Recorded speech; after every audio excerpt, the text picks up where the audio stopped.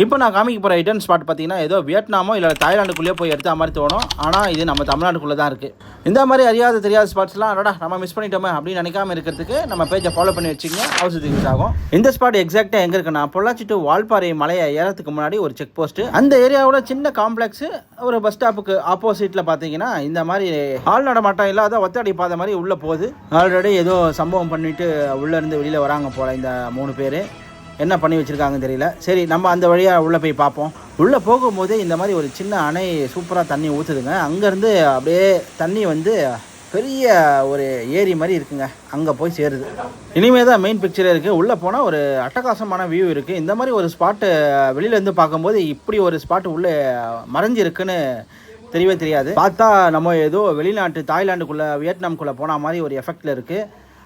மலையை சுற்றி பனிமூட்டமும் சுற்றி நல்லா ஃபுல்லாக நீர்த்தேக்கமாக இருக்கிறது ஒரு அட்டகாசமான கண்களுக்கான விருந்தாக தான் இருக்குது. அப்படியே லெஃப்ட் சைடில் வந்தீங்கன்னா இந்த மரம் இன்னும் அழகாக சேர்க்குதுங்க. அப்படியே ஏதோ அந்தமானுக்குள்ளே போன மாதிரி இருக்குது. அந்தமான் தீவுகள் மாதிரி தான் இருக்குது இந்த இடமும்.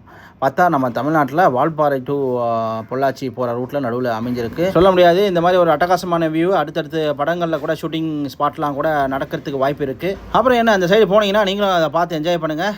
வழக்கம் போல் அடுத்தடுத்து 4-5 ஃபோட்டோ எடுத்துகிட்டு அங்கேருந்து கிளம்பியாச்சு. அடுத்த ஒரு இன்ட்ரெஸ்டிங்கான ஸ்பாட்ஸில் பார்ப்போம். இந்த signing off Sasikumar Piranthaman. Take care, பாய்.